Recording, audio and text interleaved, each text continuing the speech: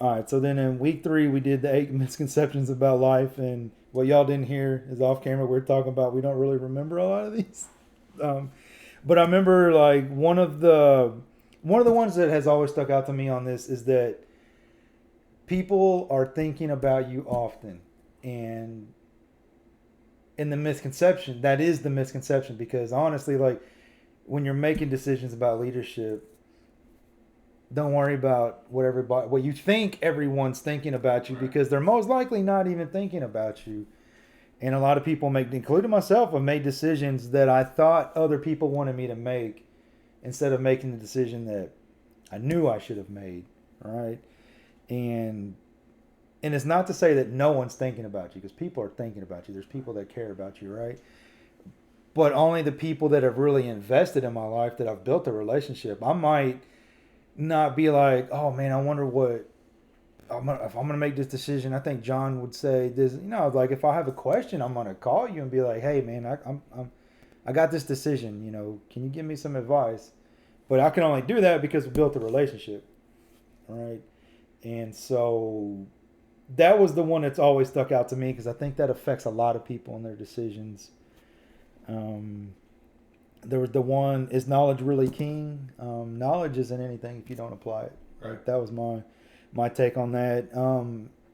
And wisdom is the application of knowledge, Right. right? And in my life, I've learned more from messing things up or not messing things up, but just not getting it right, failing. I've learned more from that than any probably positive success.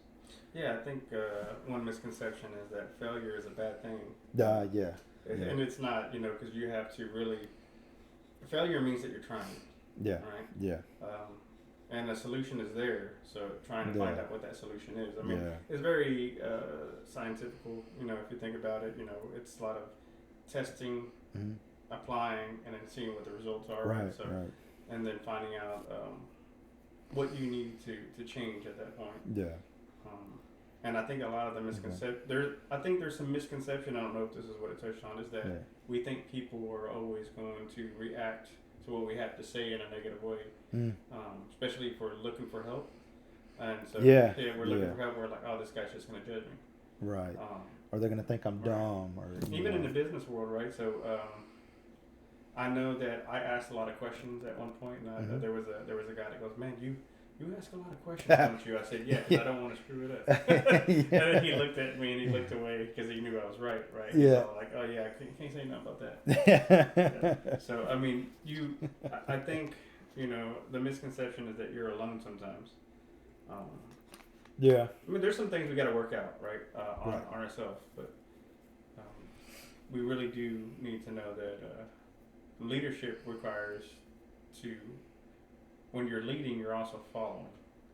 Right. Yeah. A good leader don't just lead; he follows. Right.